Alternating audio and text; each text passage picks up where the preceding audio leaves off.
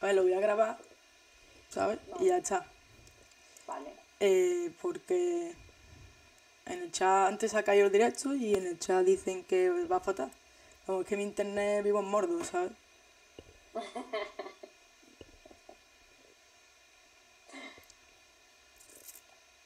¿Te va a regular o qué? A ti, normalmente. ¿Cómo? ¿Que si me va mal? ¿Te va mal en internet? Fatal, pero vamos, a todo mi pueblo. Esto es... Bueno, si te parece, Y seguimos y al ya menos está, ¿no? algo flipo. Sí, sí, sí, cuando tú quieras, tú dime. Si quieres lo hacemos desde el principio, no sé. Del principio. Claro, Pues vale, pues empezamos de nuevo. claro. Ojo que Venga. vuelve, dice en el chat, ¿sabes? Había como Ah, sí. 150 personas o por ahí, ¿eh? Oh, qué pena. Pero bueno, empezamos de nuevo y ya está, ¿sabes? No hace falta que te vuelva a presentar, Vale. pero a ver que vayan diciendo por el chat si ya la gente está hablando. Ojo que vuelve, hola, hola. A ver que mi internet va fatal, pero bueno, el Twitch. Lo que estábamos hablando, que se nos ha ido el internet, es que, a ver, Ana es nieta de feriante y estaba contando lo que significa para ella la feria. Y que la echa de menos, si Mm. quieres seguir por donde iba. Sí, no sé por dónde me había quedado, pero lo que comentaba era que en relación a lo que tú me estabas diciendo antes, de la manera como vivencial de hablar en términos políticos súper alejada de las instituciones, también tiene que ver con esto, ¿no? Porque cuando me hago mayor, o sea, de pequeña obviamente, con 7 años, cuando me iba de feria con mis abuelos, no decía, oh, pues estoy viviendo la globalización a través de los ojos y la profesión de mis abuelos, ¿no? Pero cuando me hice mayor y me puse a escribir el libro, me di cuenta de que efectivamente lo que había vivido yo era la pérdida de sentido de una profesión a causa de un proceso político global muy concreto, y era la profesión de mis abuelos, ¿no? De cómo habían dejado de tener sentido las ferias porque el mundo mismo se había convertido pues, en esto, en un turbocapitalismo global, ¿no? Que había hecho que podamos pedir una hamburguesa antes. Mi madre siempre me dice, el único sitio donde se podía comer hamburguesas o pizzas era la feria, ¿no? Y ahora pues esto, ¿no? Y entonces, obviamente, eso parte de un proceso político y se extrapola. También el otro día me decían en una entrevista, me decían que tienes una visión de ver las cosas muy en relación con... Pero es que es así. O sea, cualquier proceso político tiene incidencia sobre las profesiones y los oficios y sobre la manera de vivenciar y de vivir de todos nosotros, ¿no? Aunque no nos demos cuenta, y eso es uno de los grandes logros del modelo actual económico-social en que vivimos, ¿no? Sí. Bueno, en el libro hablas también de tu familia, de tu pueblo y de tu infancia. Y está escrito con mucho cariño, pero a la vez dices que de pequeña te daba vergüenza aceptar que tus abuelos eran feriantes. Entonces tenías vergüenza de clase, ¿no? Sí, de pequeña y de no tan pequeña, ¿eh? Porque me empezó a dar vergüenza de pequeña, pero realmente yo conté que mis abuelos eran feriantes de mayor total. O sea, yo decía que tenían una tienda de juguetes, lo que no decía era que la tienda era itinerante y que eran feriantes, pero fíjate que más que vergüenza de clase era vergüenza de lumpen, porque a mí no Sí. me daba, mi otra familia es campesina, pero yo veía que eran clase obrera normal, no eran lumpen. Entonces es la diferencia entre, pues eso, entre la clase obrera y también algo súper intuitivo. Lo que me he dado cuenta también al volver a mis recuerdos y escribir el libro es de lo intuitivos que somos los niños. O sea, yo era consciente de que había un capital que no era material, porque no era que fuesen pobres lo que me daba vergüenza de la profesión de mis abuelos, ¿no? Sino que era el capital cultural al que se asociaba en su profesión, que era pues esto, el de gente que escuchaba a Camela cuando todavía Camela nos molaba, el de gente que iba con la camiseta llena de lamparones, que daba muchas voces, y sin embargo la familia de mi padre, aun siendo de la misma clase obrera, incluso teniendo menos dinero, porque a mis abuelos cuando las ferias funcionaban les iba muy bien, pues no me avergonzaba, ¿no? O sea, de lo que tenía vergüenza de lumpen, Sí. más que de clase, que es algo curioso y que también he analizado de mayor, ¿no? A ver, yo te entiendo porque yo recuerdo, a ver, cuando yo me politicé y todo el rollo, recuerdo que cuando tenía 13 años o por ahí, que entré en el instituto, era como que te daban una ficha, ¿vale? Una ficha técnica y tú tenías que rellenarla con tus datos personales. Y tenías que poner a qué se dedicaba tu padre y a Sí, qué se dedicaba tu madre. Vale. Mi madre ha trabajado de socorrista, de guía turista y de limpiadora, y después en el comercio local que tiene mi familia paterna, ¿vale? Y mi padre ha cargado sacos de cemento y ha trabajado en el comercio local de mi familia paterna, ¿vale? Pues yo cogí con 13 años y cuando tenía que poner a qué se dedican tus padres puse empresario y empresaria porque trabajaban en el comercio local de mi familia paterna. Claro, entonces yo cuando cumplí 15 años y empecé a politizarme dije, es que eres gilipollas, ¿sabes? ¿Cómo pudiste poner eso? Pero claro, yo lo que tenía era vergüenza de decir, soy de clase trabajadora y mi padre se pega 10 años, hay 10 horas al día trabajando, ¿sabes? A mí me daba mucha... Mi mejor amiga, de la que hablo mucho en el libro, que se llama Cintia, su padre es camarero y su madre es limpiadora.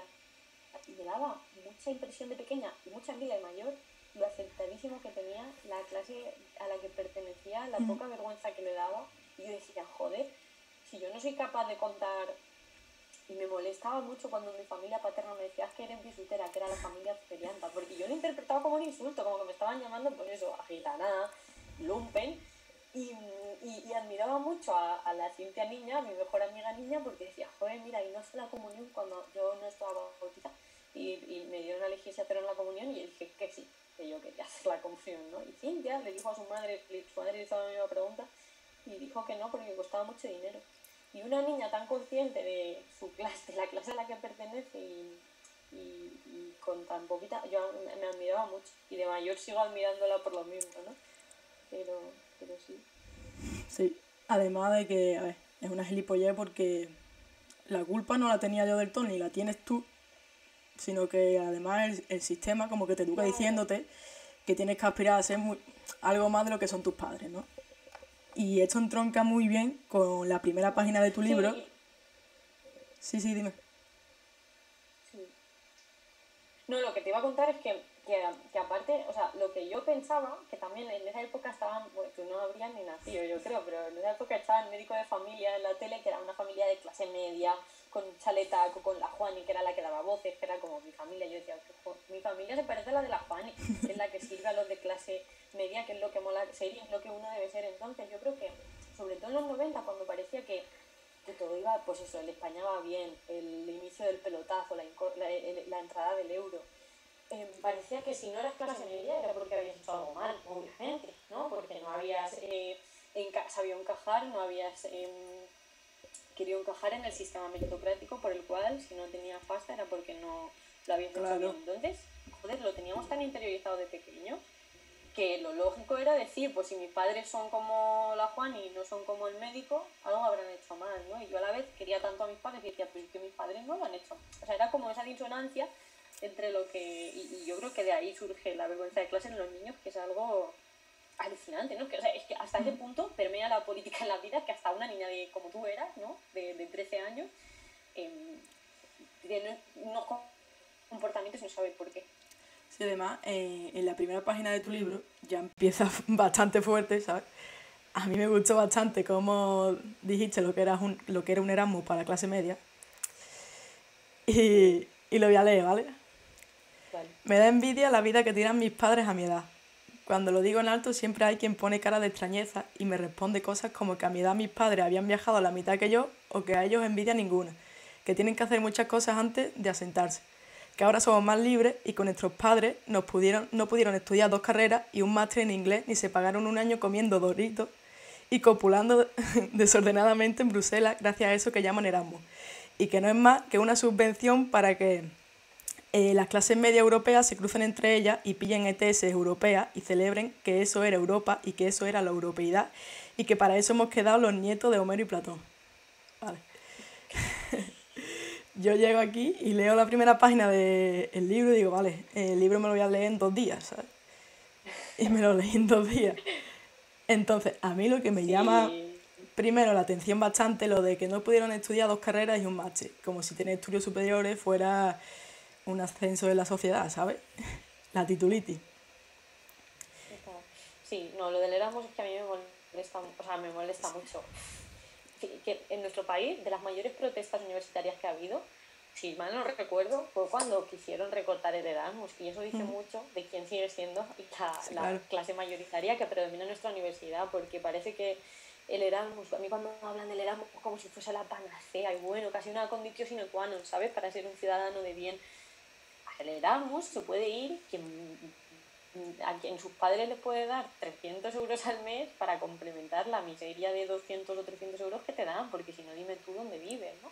Entonces, el Erasmus es una beca para subvencionar a las clases medias, Sí, al final, obviamente, y para que las clases medias viajen. sí. Y eso está clarísimo, y se ve mucho pues eso, en clase, quien no se pudo ir de Erasmus y quien sí. Yo tenía un curro, además, tenía un trabajo, y seguramente si hubiese ahorrado me habría podido ir con mi dinero, pero no trabajo. No podía arriesgarme a perder mi trabajo de los fines de semana por irme un año a Bruselas a copular desordenadamente y a comer doritos, porque cuando volviese iba a tener que buscar otro curro y no estaba la cosa para tirar cohete, ¿no? Entonces, Sí. me molesta un poco. Y otra de las cosas de las que hablo mucho es la universidad, ¿no? El hijo del obrero a la universidad, que está muy bien, y que obviamente el hijo del obrero tiene que ir a la universidad, pero hostia, es que no es la panacea. Y yo esto me es muy difícil sostenerlo, porque a mí sí que me ha servido. A mí sí me ha servido para montarme en el ascensor social, ¿no? Cuando mi padre me dice, joder, Anairis, tú eres hija de carteros y nieta de campesinos, y te estás pudiendo ganar la vida. Ojo, que yo tengo muchas veces y he tenido menos dinero del que tenía él, ¿no? Entonces, pero sí que me ha servido para pillar eso que llaman el ascensor social, si existe tal cosa, ¿no? Pero tampoco era la panacea, ¿no? Ni un fin en sí mismo. La universidad no fue un fin en sí mismo, o sea es un fin, no es un medio, ¿no? Para llegar a ciertas cosas. Entonces, sí que, por otra parte, el orgullo con el que mi abuela decía, mi nieta está en la universidad, porque lo que yo digo es que los obreros llegamos a la universidad, ¿no? Como si la universidad fuera la luna. Hay quien va y estamos luego los que llegamos, ¿no? El otro día veía a una amiga mía, también de mis mejores amigas, doctorarse cum laude, y su padre es barrendero y su madre limpiadora. Y hostia, y lloraba, y lloré mucho ese día, ¿no? Y se lo conté a todo el mundo, porque sabes el trabajo que hay detrás y el esfuerzo. Y yo no digo que los cum laude, obviamente, doctorando, no se hayan deslomado, pero sé que mi amiga, aparte de deslomarse haciendo su tesis, se ha deslomado trabajando aparte, eh, ayudando a su familia con el dinero que ganaba. Y bueno, y hay quien tiene que invertir mucho más esfuerzo en conseguir lo mismo que otros. Sí, además después entramos en el debate de que hay una correlación directa entre el acceso a la universidad, las calificaciones, y sin esa buena calificación y esa buena media no te dan la beca Erasmus. Y es como, a ver, el que tenga que trabajar y estudiar a la vez juega con desventaja, ¿sabes? Al final Erasmus es un Ya mi privilegio de hermano, clase. total, mi hermano, que es brillante, yo sacaba fatal notas, era malísima estudiante, pero mi hermano saca muy buenas notas y tiene siempre becas de excelencia. Y él se queja mucho de estas becas porque no miden el capital familiar, no son como las becas MEC, ¿no? No son como las becas que te dan para pagar la matrícula, que sí que van en relación a los ingresos familiares, a tus propios ingresos y tal. Las becas de excelencia son una nota. Y Javi, que viene de la misma familia que yo, que se merece la beca MEC, que se merece la otra también porque estudia mucho, me dice siempre, joder, pero es que a mí seguramente me cueste menos estudiar que a un chaval que tiene que estar currando sí o sí, o cuidando de sus 3 hermanos o de sus 4 hermanos porque sus padres, y tienen toda la razón. O sea, este tipo de becas que no tienen en cuenta los ingresos, bueno, pues son lo que son, y está muy bien que se premie a los estudiantes, pero quizá podría ser con otra cosa que no fuese una cuantía económica en el caso de no necesitarla, ¿no? Y ya me he perdido. Yo es que me pones a hablar de becas de la universidad y me pongo loca, tío. Otra cosa de la que hablas en el libro es del imperativo Sí. social, ¿vale? Entonces, en el libro dice, bueno, habla de imperativo social entendiendo que nuestros padres se pudieran hipotecar y pudieran tener hijos, mientras que nosotros lo único que tenemos es un iPhone y una estantería del Ikea, ¿sabes? Y yo creo que hay algo bastante peligroso aquí, y es que nuestra generación como que acepta el tener un móvil y Netflix, ¿sabes? Como si fuera, y no poder hipotecarnos y tal, como si fuera de orden natural, ¿sabes? y encima como si no fuera culpa de algo que se llama ideología. Cuando en realidad eso de que nosotros solo podamos tener Netflix y un iPhone también es un imperativo social. O sea, te están diciendo que no te puedes hipotecar, que no te puedes pagar el alquiler tú solo y que no puedes tener un contrato fijo porque hay una cosa que se llama neoliberalismo y no te deja, ¿sabes? Entonces, ¿qué opinas de esta normalización de la precariedad de la gente joven, sobre todo de la clase trabajadora? Ya en su conjunto no vamos a hablar de gente joven como identidad, que está bastante feo. Y encima de que se vea como algo progresista incluso y que se utilice estos términos de co-living, co-working y todo esto. Y freeganism, que es buscar de la basura. Yo creo que el mayor logro de liberalismo es haberse vendido como la neutralidad, ¿no? Sí. Y por eso nosotros mismos hemos abrazado nuestra cárcel, ¿no? O sea, no solo la frase esta de las cadenas y no moverse y no sentirlas, no es que no las sintamos, es que nos gusta sentirlas, no es que hemos abrazado nuestra cárcel, es que nos han dicho, no, si es que tener un trabajo para toda la vida es un rollo, ¿no? Y fíjate, ahora la gente se está empezando a plantear ser funcionario para tener un trabajo estable, pero hace 10 años nadie, que todo el mundo renegaba, todo el mundo hablaba de lo buena que era. Joder, las declaraciones que hicieron virales del sinvergüenza del CEO de Globo, yo creo que era, ¿no? Hablando de la experiencia que suponía irte a vivir a Portugal, ser Glover, o sea, hablar de la precariedad en términos de glamour y de disfrute, y que mucha gente compre ese relato, porque es que otra de las cosas que digo yo es que para que te den gato por liebre uno lo tiene que querer comprar. Ojo, que tampoco debemos eximirnos de la culpa de haber comprado todos estos relatos. Sí. Entonces, lo que yo veo en relación a la generación de nuestros padres es eso, que sus imperativos seguramente fuesen morales, ¿no? Tuviesen más que ver con la moral, con una dictadura nacional católica que era lo que había antes de ayer, y por eso se casaban jóvenes, tenían hijos jóvenes, pero que pensar que sobre nuestras cabezas no sobrevuelan nuestros imperativos y que son materiales, pero ojo, que algunos no son materiales y también tienen que ver con ese liberalismo, ¿no? Es estúpido pensar que estamos ya emancipados y sobre todo es uno de los mayores logros del modelo en el que vivimos, ¿no? Pues eso, esa apariencia de libertad absoluta y de que no tenemos ningún imperativo y sino todo lo contrario, de que nuestra vida debe basarse. Joder, yo el otro día pensaba y hablaba con una chica que es profesora, de cómo tenemos los niños más adultizados de la historia y solo hace falta meterse a TikTok o tener primos pequeños para verlo, con los adultos más infantilizados. Y también, o sea, tiene que ver con que como no podemos tener un coche ni una casa, pues nos pillamos una colección de Funkos, ¿no? O de sellos en el pasaporte, pero es que también hemos comprado ese relato, coño. No podemos tirar balones fuera y hablar todo el rato de precariedad, que sí, da, pero es que también hay mucho detrás que obviamente tiene que ver con lo material, pero no solo, también tiene que ver con cómo nosotros decidimos encarar esto. Sí, es que yo creo que todo esto viene por las pérdidas de la identidad de clase, ¿sabes? ¿Tú crees que Sí, que hemos abandonado la identidad de clase? claro, sí. Sí, y en este sentido tienen mucha razón los que apuntan a que la identidad de clase también se construye, ¿no? Que no viene intrínseca, que uno puede estar en la obra y no ser consciente de que le están robando, ¿no? Por el hecho de estar enriqueciéndose un señor a costa de su curro. Mira, fíjate, yo creo que uno de los... O sea, con todo esto de los youtubers y Andorra, también estuve hablando con un profe de historia y me decía, es que el consenso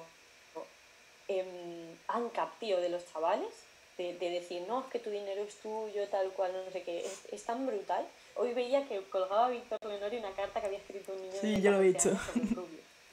Y el niño, y casi lloro, ¿no? Yo también estoy muy sensible, pero el niño decía, y no se dan cuenta de que seguramente siempre van a estar más cerca de necesitar la sanidad pública o la educación pública que de ser el rubio. Y la conciencia de clase no existe de por sí, no existe porque exista la clase, ¿no? A ver, los sujetos políticos se crean, ¿sabes?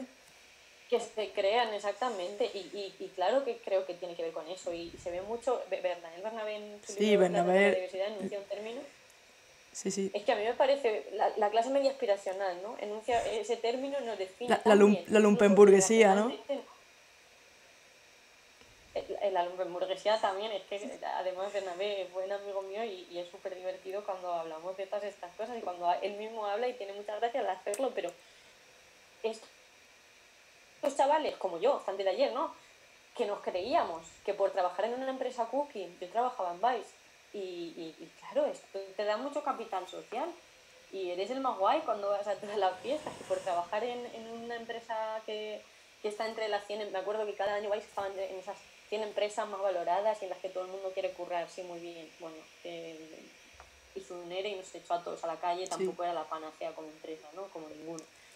Y tenemos cosquillas de Adán y vivimos alquilados en Malasaña con 5, es que eso es, por esto a mí es un problema definir la clase obrera ahora mismo, pero más problemático todavía es definir la clase media, ¿no? Algo que todo, ¿sabes? La clase media es, pues, el que sienta que lo es, ¿no? El que tenga lo suficiente cuentas en Filmin, en Amazon y Netflix y punto. Entonces sí que creo que tiene que ver, claro, con la pérdida de identidad de la clase obrera. Sí. Es la clase media, ¿sabes? ¿Cómo define? En términos estadísticos, yo tuve una bronca con un amigo y si lo mides en términos estadísticos, creo que era el rango de los que cobran. Habría que mirarlo. Era como entre 20.000, me parece que era entre 20.000, a partir de 20.000 euros ya eres clase media, a partir de 20.000 euros Sí. en cualquier ciudad de España no puedes vivir. A ver, yo lo de la clase media lo veo como lo de la penúltima cerveza, ¿sabes? En plan, nunca nadie sabe dónde empieza y dónde termina. Y yo recuerdo que tuiteé esto y la gente, eres gilipollas, tal, la clase media es... A ver, la clase media es un término que inventaron los sociólogos yanquis porque tenían que explicar que existiera un tipo de gente en conjunto, pero sin decir que existe la clase trabajadora y la clase obrera, ¿sabes? Así de fácil. No, y sobre todo la alegría con la que se usa cada vez que hay campaña electoral o Sí, una crisis y se está destruyendo a las clases medias. Uf, permíteme que lo dude, ¿sabes? Se destruye primero otros antes que a las clases medias, ¿no? Entonces, bueno, pero por eso te digo que sí, eso sí que es una identidad sentida. La clase media es lo que cada uno se piense, porque es que eso, ¿cuántos chavales de nuestra edad creen que son clase media cobrando, trabajando en una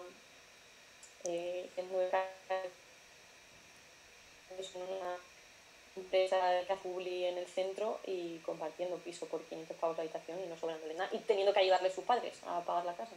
Si eso es ser la clase media, pues sí. Y hay una que cosa, bajen los sociólogos yanquis y la redefinan, ¿no? Porque que dices en el libro y es que dices, bueno, no, en el libro no, creo que fue en una entrevista que leí tuya en Cuarto Poder, pero que hace alusión a algo del libro. Y dice, estaré donde estén aquellos a los que les preocupan más las ayudas al desempleo y el paro juvenil, o que los ricos cada vez sean más ricos y los pobres más pobres, que la cuestión de representación en la institución. Y a los que se preocupen más porque las multinacionales no paguen sus impuestos en los países que los cooperan, que los panfletos navideños de juguetes de las páginas de niñas son rosas y las de los niños azules.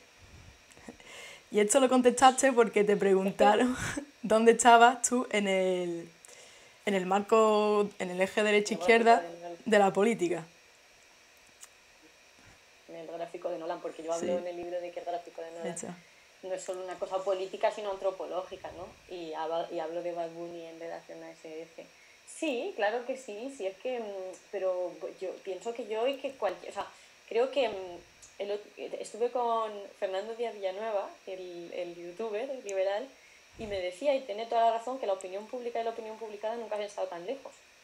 Y es totalmente cierto, o sea, los que escribimos yo misma, ¿no? Que escribía en Vice o quien escribe en ese moda, o los que escribimos en los medios generalistas y mainstream, ¿no? Y que llegan al gran público, nunca hemos estado tan lejos de la realidad de las calles como ahora, pero es que obviamente esto es así también en las instituciones, ¿no? O sea, yo creo que tampoco lo que se habla en el Congreso, incluso los términos que se utilizan muchas veces, nunca han estado tan lejos de la realidad de las calles, y eso es un problema. Y es un problema porque yo estoy en Twitter aquí en mi burbuja y estoy trabajando para medios y estoy escribiendo y relacionándome solo con gente que se está doctorando, que milita, que tal, y luego yo con mis amigas, que son mis amigas desde los 12 años del instituto, y no saben de qué hablo. cuando les hablo de ciertas polémicas y no tienen ni puñetera idea sobre el beef que ha tenido no sé quién con no sé cuántos y no se han leído en 800 papers sobre la disolución de la identidad. O sea, sus problemas y sus preocupaciones van por otro lado. Entonces yo me pregunto hasta cuándo podemos seguir así, ¿no? Y tanto los medios como las instituciones estar tan, tan lejos y tan desenchufados de lo que realmente pasa en los bares, ¿no? O sea, yo creo que a muchos, y esto es un problema, en parte, fíjate, yo creo que por el ámbito universitario, ¿no? Porque las instituciones están llenitas de doctores y de gente que ha estado mucho en la universidad, cuyos debates son muy concretos y en círculos de militancia que también son un apéndice muchas veces de la universidad. Entonces, tanto tu dialéctica como la gente con la que estás acostumbrada a estar, como los debates en los que te metes y la manera de encararlos están muy alejados de la gente que está fuera de los círculos que son minoritarios. Y yo creo que en parte a la izquierda, o sea, te hablo de la izquierda, no creo que en la derecha tengan tanto este problema, pero creo que en el caso de la izquierda institucional su problema muchas veces es que es academicista y académica y parte de ahí, legisla para ahí y sus debates son los de la academia más que los de la opinión pública, ¿no? O los de la sociedad. Sí. Y ahora volvemos al libro. Y con esto de la pandemia y el teletrabajo, muchos jóvenes nos hemos tenido que volver a nuestros pueblos. O nos hemos tenido que ir de la ciudad. Yo creo que tú también te has ido, ¿no? Ya no estás en Sí, Madrid. Y sobre todo a muchos pueblos que pertenecen a la España vacía. ¿Crees que Feria, tu libro, de alguna forma contribuye al debate de la España vacía? sí, a mí, joder, el libro, me encantó, el libro por el que se empezó a hablar un montón en España de esto, que es el de Sergio de Molino. Sí que creo, pero creo que también se tiende mucho a romantizar ahora la España vacía y el rural, que a mí me flipa cuando se utiliza ese término, el rural, porque cuando usan el rural, ¿no? Repensar el rural, ¿te imaginas? Asturias o Galicia, pueblos maravillosos con vacas verdes, el pueblo en el que yo crecí es feísimo, o sea, si lo googleas, es el típico pueblo de 1000 habitantes de La Mancha con una carretera horrible, el puticlub al lado, todo súper sórdido. Entonces, yo creo que tampoco, o sea, esta locus amoenus que se hace ahora con los pueblos y con el rural, y sobre todo, esta, de nuevo, ¿no? Desde las instituciones y círculos y tal, de militancia, de extrapolar lo bueno de lo urbano, ¿no? O lo que consideramos bueno de lo urbano o avanzado, y querer extrapolarlo al rural. Incluso cuando provenimos de los pueblos y volvemos a ellos, volvemos casi como entes civilizadores, ¿sabes? Diciendo estos paletos que se han quedado aquí, ahora voy a venir yo, que sé lo que es la vida, que he estudiado y me he leído 800 papers, a explicarles cómo tienen que vivir, ¿no? Y que no tienen que tirar petardos porque son los perros fatal y que no tienen que decirle a la puta, sino trabajadora sexual. Es verdad, tiene Alberto Sí. Olmos un artículo muy chulo a este respecto que habla de eso, ¿no? Dice, el susto que se van a llevar cuando vayan y vean que al moro se le llama moro y el moro no se ofende y todas estas dinámicas que se dan en los pueblos de manera natural, o cuando a la cooperativa del pueblo le digan que es que están fundando ellos una eco no sé qué, ¿no? Entonces creo que también hay esa mirada de ahora de condescendencia y de romantización a la vez, que es paradójico que se den Sí. al mismo tiempo, pero que se está dando y que no sirve volver al rural ni al rural con la mirada de las ciudades, ¿no? Es que yo creo que con lo rural pasa como con los barrios obreros. Y es que hay una exotización brutal, pero que realmente el que vive en un pueblo perdido en la nada o en un barrio obrero, con unas conexiones con el centro de la ciudad, hecho una mierda y con lo que supone vivir en un barrio obrero, Claro. no lo romantiza, porque lo que quiere es no irse de ahí porque al final es donde ha vivido y le tiene un cariño, pero dice, hostia, es que yo podría vivir en otro sitio y tiene más oportunidades, ¿sabes? Totalmente, totalmente, sí, claro que sí. Sí, y esto pasa también pues, con que se está dando ahora, que también es me lo mencionabas antes, ¿no? La lumpenburguesía, el curioso fenómeno por el cual ahora Jun Beef es la hostia porque dice que josea y cuando, chico, uno de mis compañeros de clase acabó en la cárcel por pasar droga. A lo mejor te hace mucha gracia, pero en el momento en el que conoces el daño que hace eso a cierta gente en ciertos barrios, dices, hostia, igual mola menos. ¿Sabes? Que se estén todo el rato cantando a josear, Sí. a muevo kilos con la mente Yo... y sobre todo que desde... ¿El qué? No, dime, dime. Que desde los grandes medios, ¿no? se dé mucha voz y a este tipo de... que yo he trabajado en un medio en el que le dábamos mucha voz a este tipo de música, pero es claro, es curioso el fenómeno. Fíjate, se leía un libro, el libro mío, un chaval de un pueblo de al lado de mis abuelos, y me decía, joder, es que hablas del pueblo de una manera muy bonita y me has hecho casi reconciliarme, dice, porque yo salí escopetado, porque era el típico chaval que no encajaba con la realidad de su pueblo, que tenía otras inquietudes, coño, y esa realidad también existe. Los pueblos y las comunidades orgánicas en general no son un lugar maravilloso y bucólico para todo el mundo, sino que hay gente que no, a la que no le funciona, ¿no?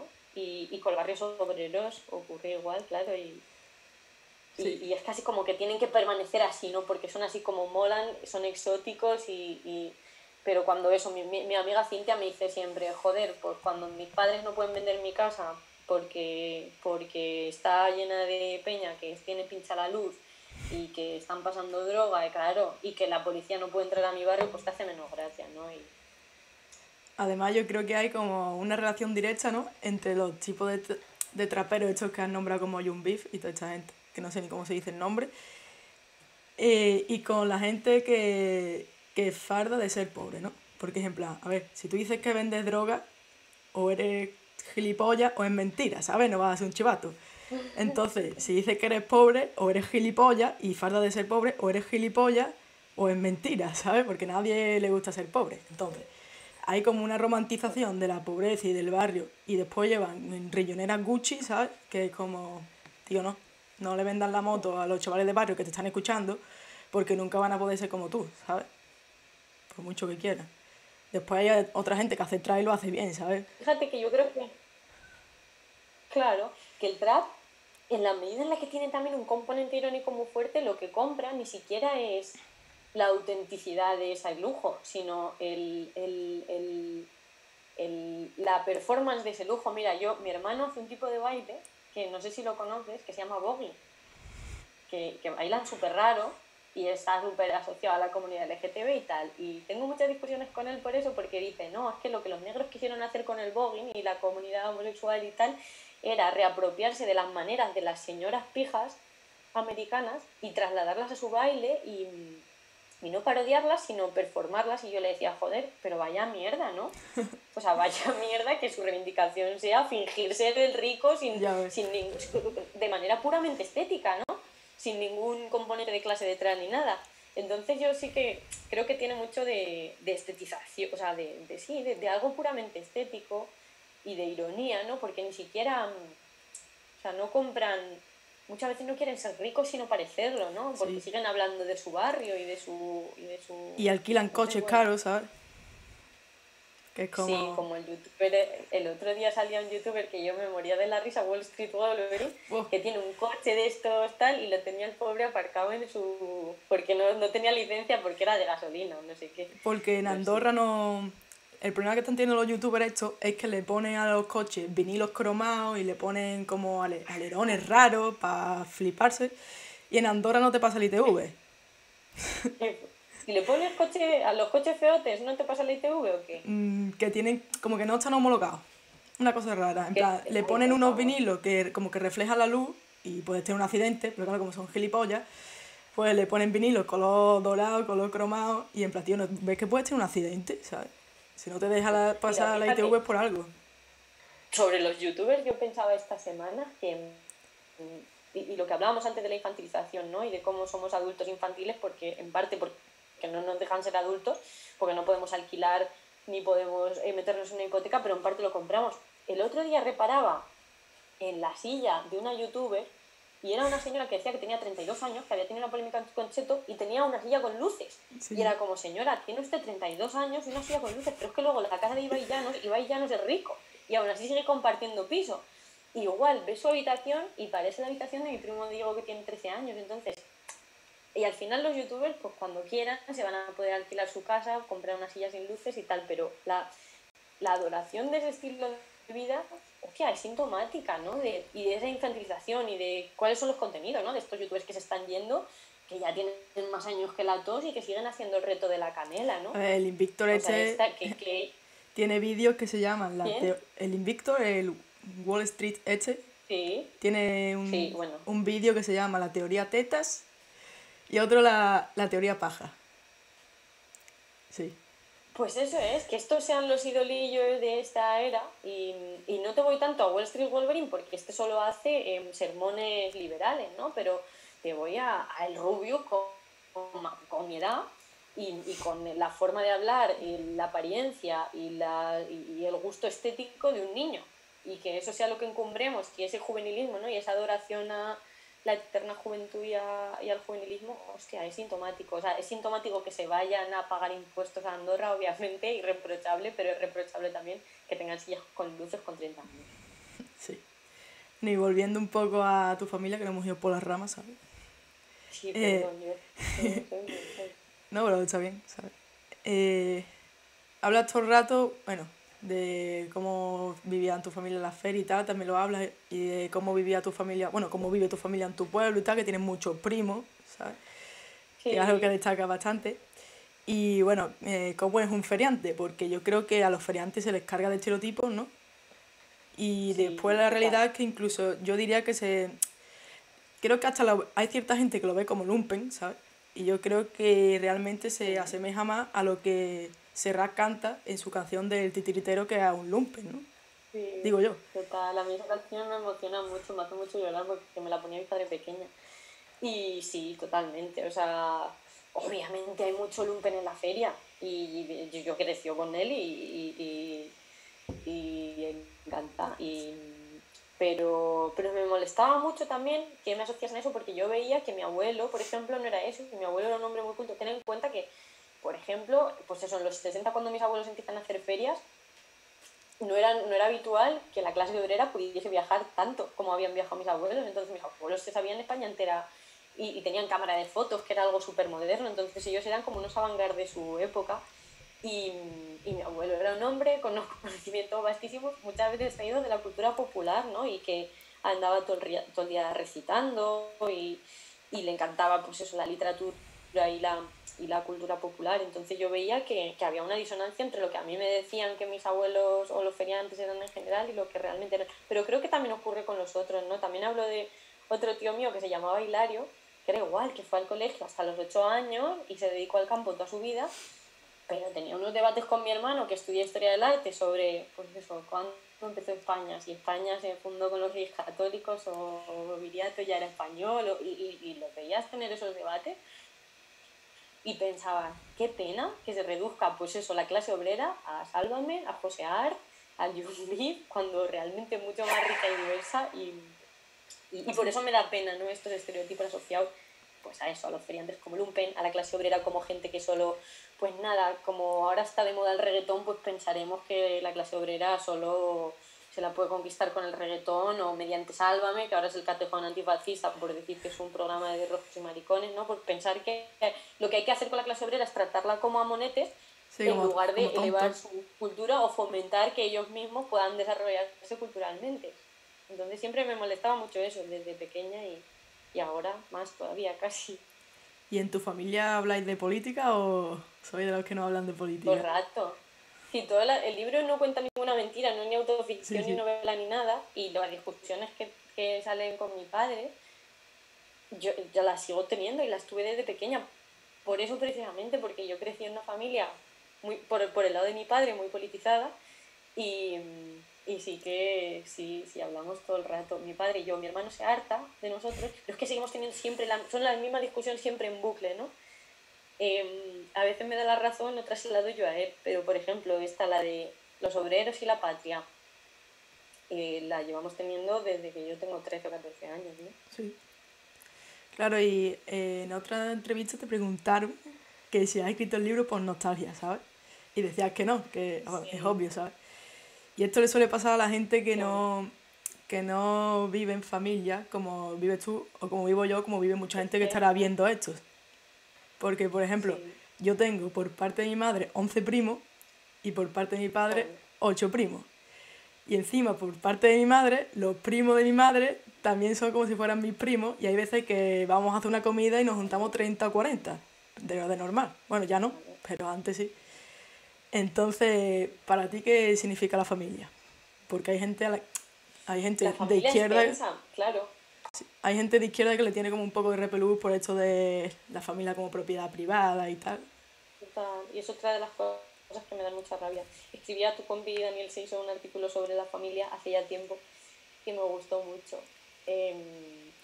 Sobre esto, y sobre cómo las familias españolas, que me gustó mucho eso, eran mucho más diversas que muchas familias yanquis, como la de Years and Years, ¿no? Que está la negra, está la niña que quiere ser transhumana, está el otro, y la familia de mi familia, que está mi madre con su novio camionero de derechas que liamos unos pollos que flipas discutiendo, mi padre con su novia dominicana.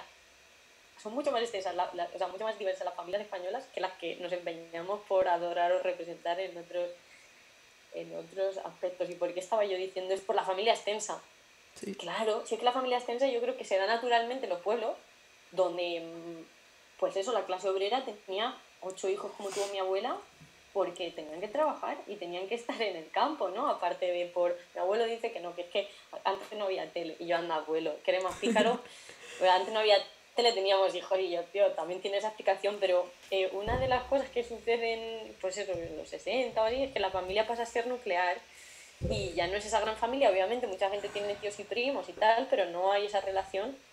Y incluso con los vecinos, yo hablo mucho. El otro día, revisando que tuve que mandar una selección de cosas, dije, coño, menciono a la Tere, que es la vecina de mi abuela, un montón de veces, pero porque es que la Tere es parte de nuestra familia, ¿no? De esas familias extensas que eran las propias de la clase obrera. Porque me estoy leyendo ahora un libro que es muy bonito de Carolina del Olmo, que se llama ¿Dónde está mi tribu?, que habla precisamente de la maternidad y de cómo muchos de los problemas actuales en torno a la maternidad, los cuidados y tal, que también odio esta palabra que está como súper de moda, los cuidados, Cuidado. pero son producto de la pérdida de la familia extensa, ¿no? Y de pensar que ahora al niño lo han de educar el padre y la madre de la familia nuclear y no la comunidad orgánica, que era esa familia extensa con vecinos, con primos y con todo el pueblo prácticamente, ¿no? Que era la encargada antes de educar a los chavales. Entonces, claro, para mí no es nostalgia porque mi familia sigue siendo pues un Sí. reducto. De esto también me di cuenta, ¿no? De lo anticuada que era mi familia en ese sentido y por eso a la gente le parece nostálgica, ¿no? Cuando no, como tú dices, ¿no? Cuando no tienes esa familia te parece cosa del pasado. Y también por eso me molesta mucho, ¿no? Que se asocie... eh, yo una vez de Antonio Maestre que hablaba de Espinosa y Rocío Monasterio, pijos, hacen reuniones con sus no sé cuántos primos, menudos opusinos, y son unos pijos, pero tenemos una cohorte de pijos en la izquierda con tan solo 2 hijos que van a un colegio Waldorf que alucinas. Y es más, si te vas a los pueblos sigue habiendo esas familias extensas y antes de ayer, para las clases populares, era eso, la familia natural en algún modo para que los hijos trabajasen era la extensa, ¿no? Entonces hay mucha gente en España también que tiene eso. Yo tengo 18, tú tienes 11, pero que hay mucha gente Joder. que tiene esa cantidad de primos. Sí, hace un tiempo en Twitter, por lo que ha dicho del artículo de Dani, en Nueva Revolución, hubo una disputa de estas miles que hay todos los días, y era porque había un sector de la izquierda que decía que la familia era algo reaccionario, ¿no?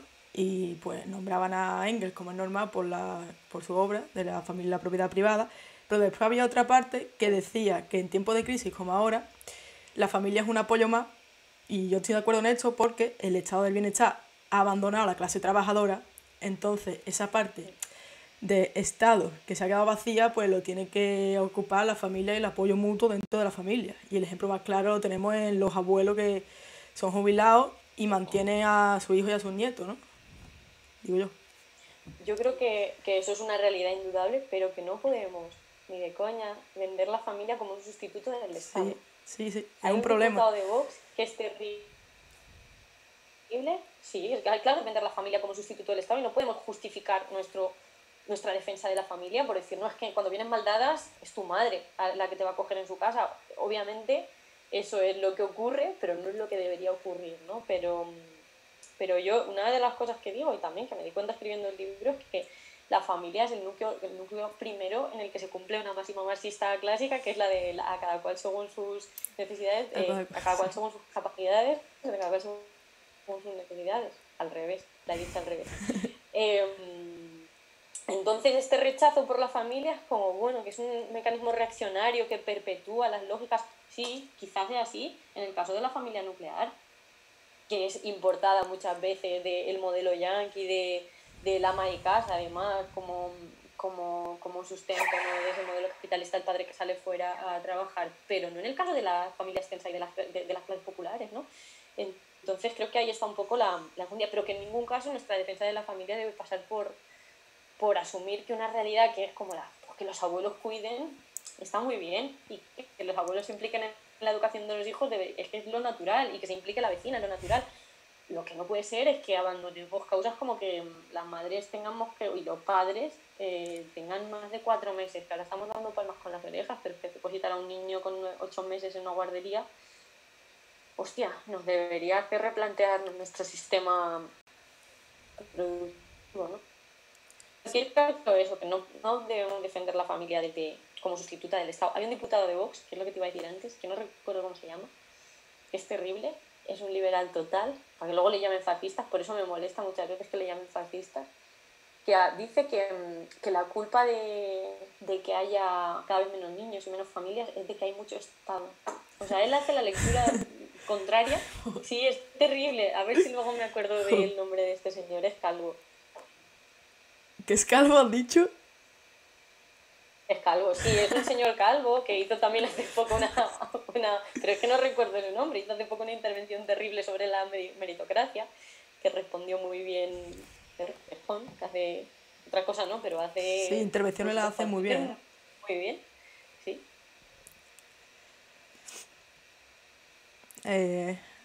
Por el chat están... Ana Gabriel fue la que escribió el tuit este de lo de la familia. Sí, es verdad. Ah, pues mira. Y a lo que íbamos, hay un capítulo en el libro que me gusta bastante, que lo titula Yo duermo abajo y arriba España. Y cuentas como un primo tuyo pequeño, creo que era Sergio, ¿no? Sí. Que al ver una bandera de España mientras ibais en el coche, te dijo que abajo dormía él y arriba dormía España. Y encima después fue diciéndote por ahí que sus padres votaban a Vox porque sabía que en tu familia como que era mentira, pero que sabía que en tu familia le molestaba mucho que dijeran que en tu familia alguien vota a Vox, ¿sabes? Claro. Por eso hablo yo siempre de esto que llevo repitiendo toda la charla, ¿no? De cómo la política te cala desde que eres un niño, y de una familia, pues eso, tan politizada como la mía. Sergio, su abuelo es comunista, su bisabuelo lo era, su padre lo es, y sus 18 primos, la mayoría estoy segura de que se dejarían como tales, mis primos. Entonces él tiene 7 años, y para él decir algo que moleste a sus padres es decir, yo duermo abajo y arriba España. Entonces le llegó ese meme, que yo no sé por dónde le llega, pero... Y a él le hacía mucha gracia decirlo. Entonces, como vio que a mí me reía mucho, pues más que me lo decía, ¿no? Y una de las veces que fui, que es la que cuento eso, me dijo, ¿sabes qué? Que mi madre vota a Vox. Y claro, su madre le regaña, pero... Y es muy curioso y también muy sintomático de cómo percibe la izquierda España, ¿eh? Porque fíjate, lo que mi primo Sergio estaba representando es la irreconciliabilidad del concepto de España y de la izquierda española. O sea, yo no puedo decir esto porque mi padre lo va a ver mal, y aquí en esta casa somos de izquierdas y tal y cual. Y lo de Vox también es otra...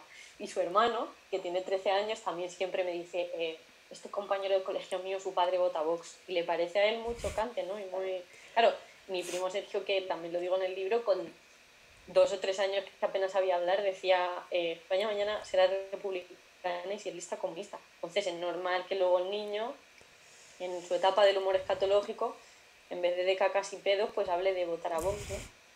Sí. Claro. Y, a ver, esto lo decía porque tu familia es comunista, y es lo que dice, que le daría coraje a tu familia escuchar a alguien de su propia familia decir que, pues, votamos a Vox, ¿no?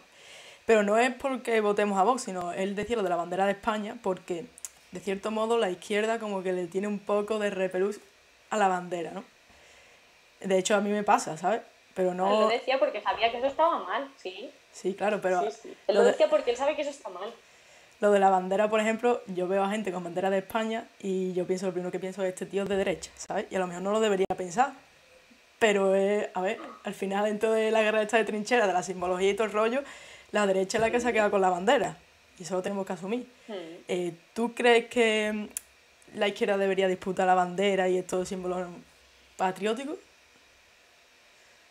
es una de las discusiones que sale, que he tenido con mi padre desde que tenía, porque fíjate, o sea, yo de una manera muy intuitiva también, por haber socializado, por haber crecido en este entorno, yo era rejonista en ese sentido antes que los rejones. Y con 13 años o 14, me acuerdo que me compré una camiseta de una seta que tenía la bandera de España. Y mi padre lo primero que me dijo fue, ¿acaso de tu abuelo no, ni se te ocurra ir con esa camiseta? Y yo ya le dije, no iba a ir con esa camiseta.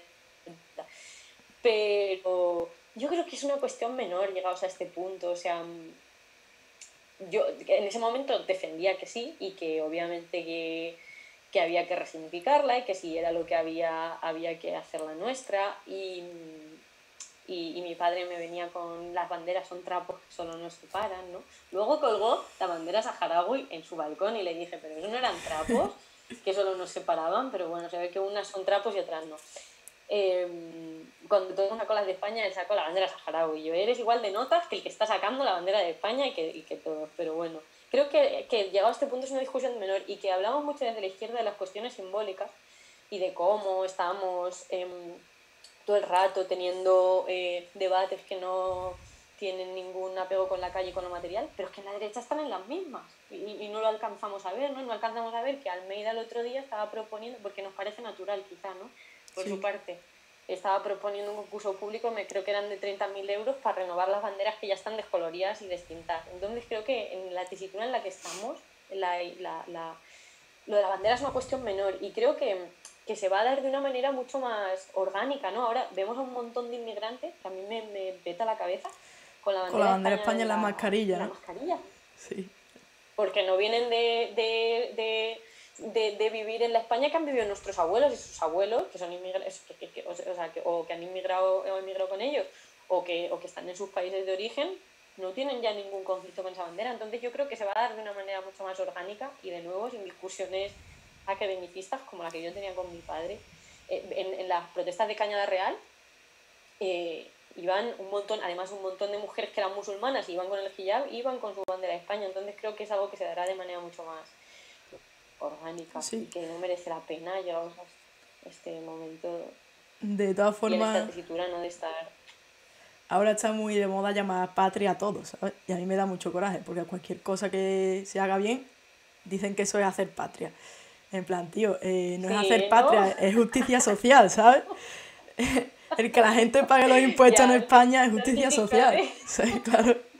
Es mi que, patria es pagar sí, impuestos, mi patria es es que tener la colada de puta madre. el rejón a Ya, veces parece el niño del sexto sentido, pero en vez de decir en ocasiones veo muerto, dice en ocasiones veo patria, ¿sabes? Y es veo como, patria. Ya. Sí, yo creo que es eso, que no, que la realidad no es un laboratorio, por mucho que a los estudiantes de sociología, políticas y muchas veces periodismo nos vendan que sí. Y cuando se habla de crear patria, crear pueblo, el pueblo ya existe y la patria ya existe y lo que puedes hacer con ella es poquito, ¿no? Pero crear es, yo creo que se crea poco, ¿no? Por eso te digo que las cosas son mucho más orgánicas y que iba a saber, pues esto, la izquierda, que de repente la bandera la iba a resignificar la inmigración, que yo creo que es así como va a ser, de hecho. y volviendo a la música, ¿prefieres a Rosalía o a María Isabel? Hostia, a mí me gusta mucho Rosalía, tampoco, no tengo nada en contra de Rosalía, me gusta mucho y María Isabel también, aparte que es muy graciosa luego y bastante cañel, a las dos, Rosalía me parece muy buena también y es lo que es, pero yo disfruto mucho escuchándola. Yo es que creo que, a ver, cuando hubo la peleita hecha de que llamaron a María Isabel fascista, creo que fue, o algo así, y ella escribió un texto diciendo que ella no era como va a ser fascista, ¿no? Y se lo decían porque los Sí, típicos pijos estos que se creen que, bueno, pues ser de izquierda es ir contra lo popular, ¿sabes? Que a mí eso me parece bastante feo. sí, En plan, lo total. popular es una mierda y es de gente de derecha. A ver, hay cosas Ujú, de la cultura popular que son racionarias, claro, pero es que la sociedad española es racionaria, ¿sabes? Un poco de flipe. ujú, total. Bueno, entonces, yo creo que como que reivindicar a María Isabel es reivindicar al barrio, ¿no? Digo yo, creo. Entonces, con esta movida del trap, ¿no? Creo que a veces el trap lo hacen, pues, estos niños píos que van de barrio y no son barrio, ¿vale? Y después a gente como Marisabel, que a lo mejor hace la misma música que hace un trapero más famoso, ¿no? No se pega tanto y no lo escuchan tanto. Y es porque realmente ella sí viene del barrio y ella sí hace cultura popular. Aunque los otros también vayan diciendo que son de barrio y tal, es como que no, es que esta es, bueno, es una kinky y los otros también son kinky, pero los otros son kinky de ciudad, ¿sabes? Entonces a los otros hay que Sí, escucharlo más. Yo lo veo así. No sé cómo lo ves total. tú. La diferencia también entre la clase obrera urbanita y sus modos de vida y la clase obrera del pueblo, que es súper diferente también, esa realidad. Pero, pero yo no estoy de acuerdo en que los traperos no sean gente de barrio. La tragedia es que la mayoría de ellos son gente de barrio y que exaltan el modelo liberal aún siendo gente de barrio, como muchísima gente de nuestros barrios. O sea, es que lo que te decía de este profe, ¿no? Que me contaba que profe de aquí de un... Yo estoy viviendo en Ávila, de un pueblecito de Ávila. Y me decía, es que el consenso es brutal. ¿A usted crees que ahí van los hijos de los ministros? Que van los hijos de él con los currelas del pueblo y el consenso sobre los impuestos es total. Los impuestos no deben ser progresivos y los youtubers está bien que se vayan. Entonces, la clase obrera también es liberal en muchos sentidos y exalta la droga y el modelo de vida capitalista. Y esto es lo que les pasa. Yo no creo que sean cuatro pijos los que hagan trap. Si es que No, ese no, es tampoco lo vamos a trágico. generalizar, ¿sabes? Pero Claro, eso es lo trágico, que la mayoría de ellos provienen de la clase obrera. Y a mí ahora también me da mucha rabia el fenómeno contrario, que es el de adular a María Isabel o a Camela o a La Cebolla, que es una chavala de Sevilla que lo está petando ahora, que mola mucho, solo porque como proviene del lumpen, pues nos gusta, ¿sabes? Y también se da mucho a Fighter, que hoy, por cierto, hacía un directo quitando la ropa y nadie le ha dicho, estaba el muchacho haciendo la colada y nadie le ha dicho de nuevas masculinidades. Pero encumbrar a Hardfighter y a Camela y tal, solo porque considero que son populares, tampoco sí, me parece que hace más mal que bien, ¿no? sí, Y sobre además, todo porque muchas veces se hace sí, desde las clases medias y como un zoológico casi. sí, además es bastante peligroso lo de romantizar lo popular, ¿sabes? Porque, por Claro. ejemplo, a ver, a mí me parece muy bien que te guste la Semana Santa y todo esto, me da igual, ¿sabes? A mí la festividad me gusta, pero lo que viene, pero después, cuando entras en una cofradía y ves que el capataz es de Falange, ¿sabes? Ya no te hace tanta gracia. Mm. O cuando vas andando por la Bueno, calle y te silban porque eres una mujer, eso también es cultura popular, saber que te sirve. Entonces, eh, rollo que cultura popular también es la adicción temprana al alcohol y las casas de apuestas y claro, no por ser populares es son bueno. intrínsecamente buenas. Esa idea de que lo popular es intrínsecamente bueno, pues es que no es verdad. Sí, sí, Es que no es real. O sea, hay cosas que provienen de lo popular que son terribles, igual que son buenísimas y no pasa nada. No pasa nada. sí. Bueno, Ana, si quieres que te pregunte la gente por el chat y ya terminamos, porque están hablando bastante. Es que yo no lo estoy leyendo, Claro, porque a mí no me está yo saliendo, claro. te lo leo a ti. Así que si queréis podéis ir Vale, preguntando. Aunque esto tiene un poco de retardo, creo, y a lo mejor pasan 10 segundos aquí de silencio y entonces hablan, ¿sabes? nada. La bandera no se toca, dice uno. ¿Cuál bandera? Fíjate, La mira, de mi padre España. me dice, las banderas son trapos que nos separan, pero tenemos en la casa de mis abuelos, que yo las describo también en el libro, una sala que se llama La Sede, y está llena de banderas, del 26 de julio de la Revolución Cubana, del Sáhara, de la República. Entonces esas no son solo trapos, esas son banderas. Y otra del PC muy bonita.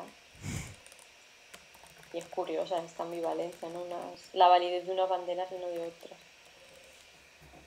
Yo vi un día una foto tuya en el Twitter, creo que me hizo mucha gracia, y estaba señalando como un cartel que ponía putos comunistas.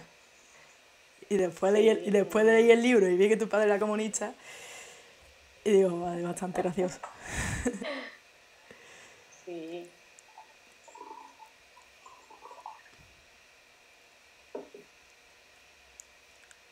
A ver si habla alguien en el chat, vamos. Estaba todo el mundo. Dice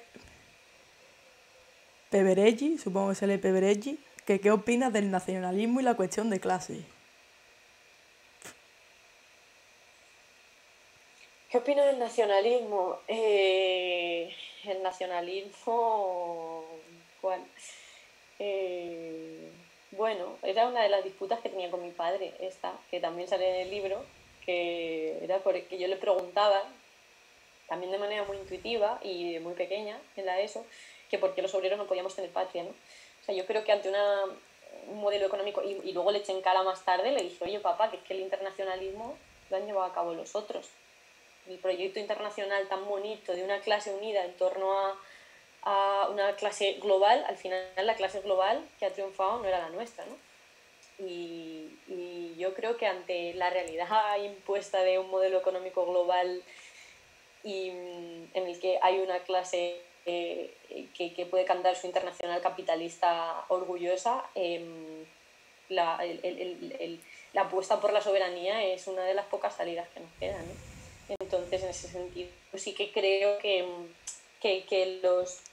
los conceptos de ayer han quedado caducos, ¿no? Ante una realidad que se ha impuesto y que tenemos que repensar la patria y sobre todo la soberanía, ¿no? El concepto de soberanía contra un modelo económico global que tiene ganadores y perdedores de clase y nacionales. Gonzalo dice que si hay alguna página para comprar tu libro que no sea en Amazon. Gonzalo, en todos tus libros creo que está, ¿no, Ana? Sí, está en todos tus libros y también en la web de la editorial, pero mejor que la compréis en todos tus libros. Yo siempre hago, porque a la editorial está muy bien, pero si lo compráis en todos tus libros, la librería también se lleva parte del dinero y yo creo que lo necesitan en esta tesitura. Bueno, han pasado un vídeo que se llama La base material de la nación, ¿sabes? Ah, mira.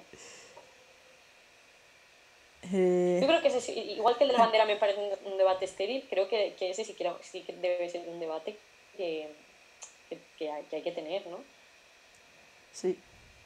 Porque A ver, es que lo... y es que si no se da esa batalla en la izquierda, la van a dar por el otro lado. Y ya se está dando, ¿no? Y con este citale de Marramos que hacía Bascal de solo los ricos se pueden permitir el lujo de no tener patria, en alusión a Rosalía precisamente, que la han mentado antes, si no se tiene por un lado, se va a tener por el otro este debate. Buito, creo que se lee así, que se pone unos nombres la gente que es para flipar. Dice, ¿qué opináis sobre la cantidad de youtubers liberales que está cogiendo fuerza en YouTube? ¿Cómo creéis que se le puede hacer la contra?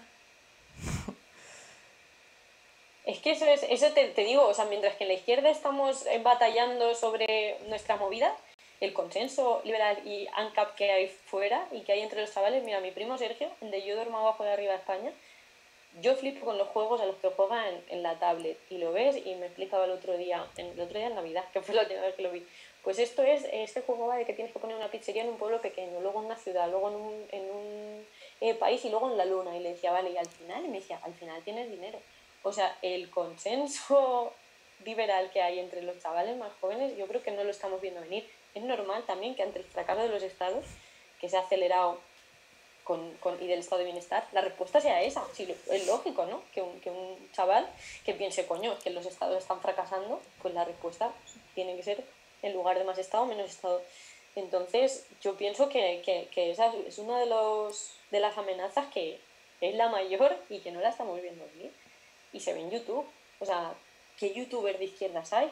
Si queremos considerar a Roma Gallardo que le ha tirado vivas a Julio Anguita de izquierda, pues allá nosotros, ¿no? Ahora estaba con un rollito trevijanista, pero es que se ve, ¿no? ¿Y qué podemos hacer nosotros? Pues yo creo que tú, Carmen, tendrás más la respuesta que yo, Yo creo que lo has dicho tú ya, y es pero que, a mí que la izquierda deje de... Bueno, que la izquierda tiene que ocupar otros espacios y que no puede estar 100% en lo institucional, que tiene que estar 50% en lo institucional, porque al final la institución es una realidad y hay que echar en la política institucional, pero la calle es otra realidad.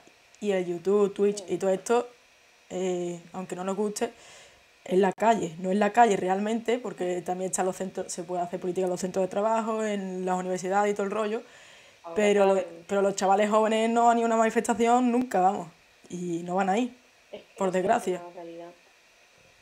Y no andar en nuestros debates pajeros para gente de izquierdas, que mientras nosotros hacemos eso, pues eso, hay un gran consenso sobre que los youtubers se vayan a Andorra y es que sí deben irse.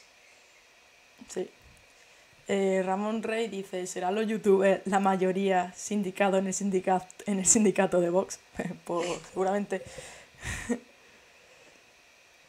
Es probable que hagan su sindicato de youtubers. No, mira, esta es otra de las cosas que creo que nuestra generación abandonó por completo. Yo viví 3 series con 28 años y en la última empresa que estuve, que era Vice, joder, nadie se planteó nunca, que todos eran jóvenes, de 24 años a 30 y algunos, meterse en un sindicato. Y cuando se sacaba el tema, estaba el típico comentario de que los sindicatos solo embarraban la relación con la empresa.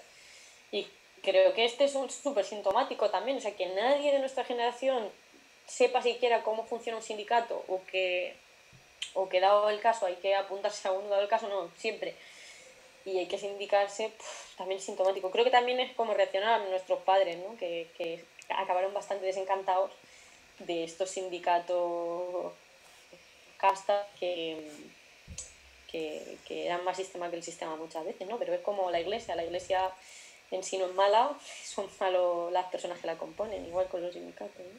Sí, al final la gente como que dice que los sindicatos no sirven para nada, pero cuando las empresas han querido ir de España por no pagar los impuestos que deben pagar aquí y llevarse su industria a Exacto. otro sitio, eh, los sindicatos son los que están detrás. Cuando los riders son falsos autónomos y cobran una mierda, los Totalmente. sindicatos son los que están detrás. Y al final, pues, si no, es que sin tejido Y cuando te colectivo, toque hacerte un NERE, claro, cuando te toque chuparte un NERE y tener que hacer un comité de empresa tarde, mal y nunca con gente que no entiende de qué coño, que esto me ha pasado a mí. Yo estaba en un comité de empresa haciendo papeleo que yo no sé ni sumar.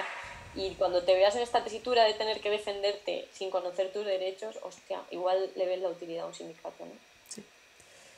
Gonzalo dice, ¿de quién es culpa que haya hijos e hijas de obreros defendiendo a los youtubers que se van a Andorra? ¿De la izquierda o del sistema en general?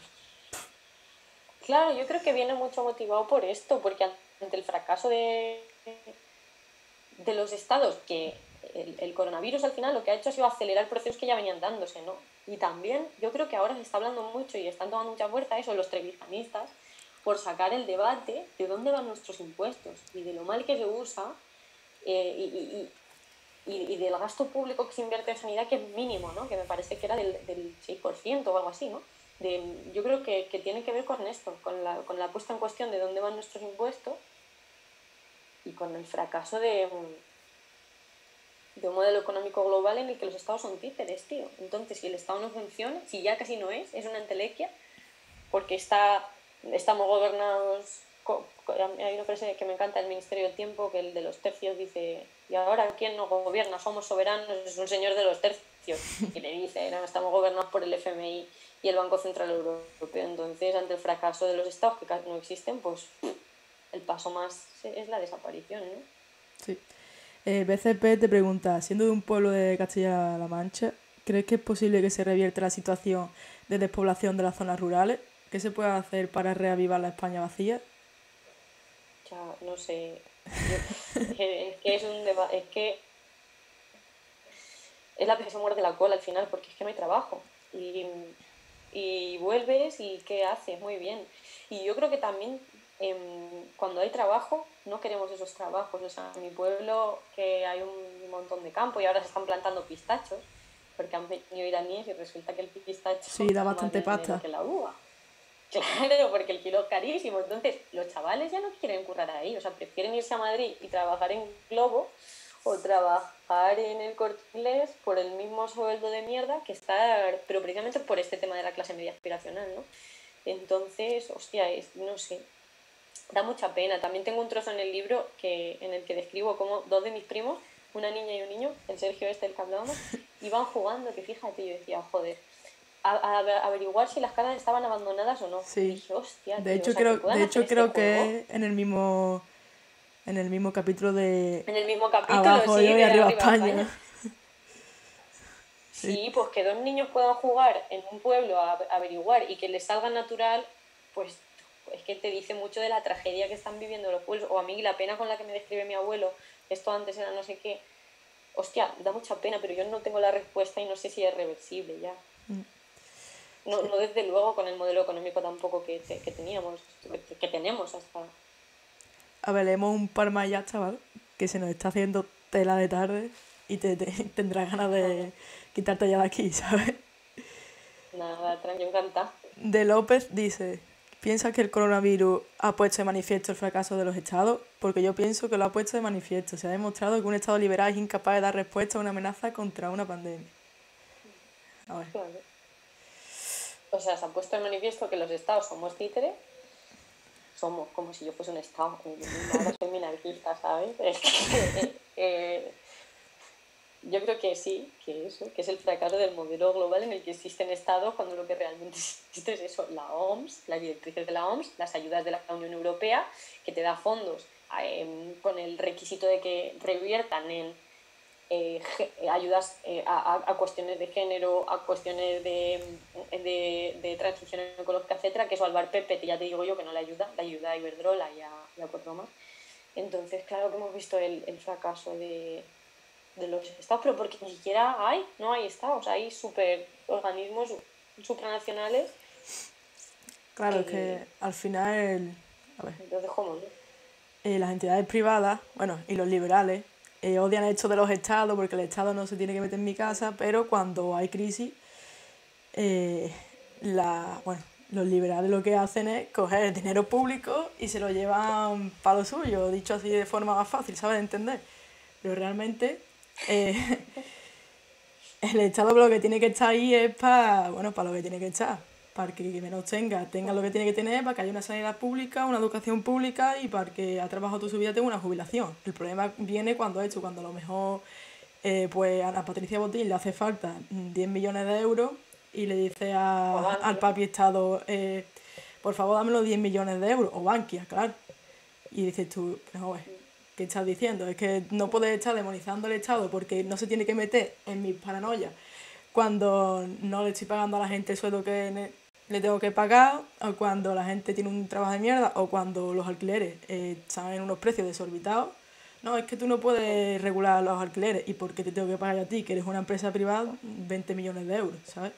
Ese es el problema del Estado. Por eso, total, por eso creo que están cogiendo mucho y están poniendo muy de moda los trevijanistas. Vivimos una ola de buenistas y las redes se rellenaron de buenistas y Gustavo Bueno era un meme, pero es que ahora estamos viendo como un montón de youtubers se adhieren a las teorías de Trevijano, ¿no? Y creo que en parte triunfan tanto por este fracaso, ¿no? Porque ellos, una de las medidas que proponen, que la explicaba el otro día Roma Gallardo, Rubén Gisberto, alguno de estos, era la fiscalización por parte, una democracia más directa, que no es muy distinto a lo que proponía el 15M, ¿no? Esto de que se puedan decidir en la medida de lo posible a dónde van mis impuestos, ¿no?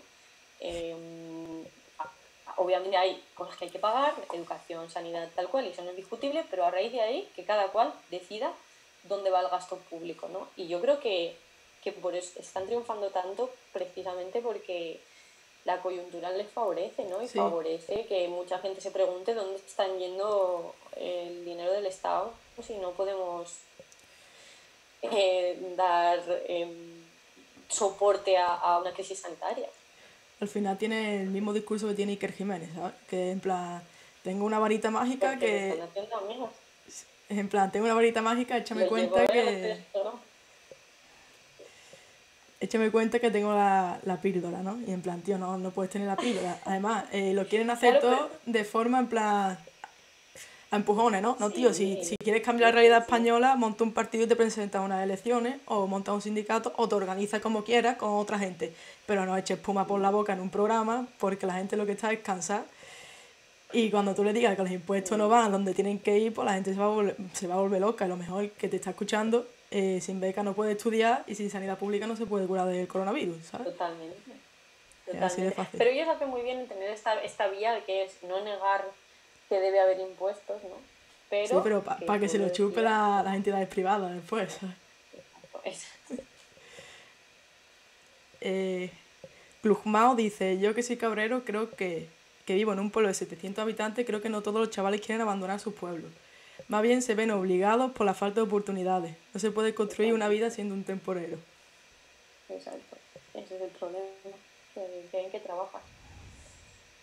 Sí. Tienen que trabajar. Es que también, ojo, que es consecuencia de procesos que tienen que ver de nuevo con que no exista el Estado. Hemos desindustrializado España. Y una de las contrapartidas que aceptamos por ser europeitos y quitarnos nuestros complejos de hermana fea fue desindustrializar nuestro país. Y chico, hay a quien le va bien teniendo garitos y pienso en el Levante, ¿no? En todas estas regiones que pueden dar servicios de hostelería, de turismo y tal, pero convertir nuestro país en el solarium de Europa tuvo un coste, y tuvo un coste para unas regiones más alto que para otras, ojo. Sí. Dandy dice, Tesla ha ganado más dinero con Bitcoin que vendiendo coches eléctricos durante 12 años. Sí, lo del Es que esa es Bitcoin. otra.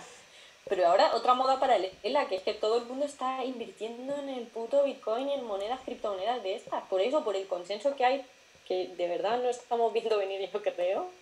Todos mis amigos, el otro día yo flipaba.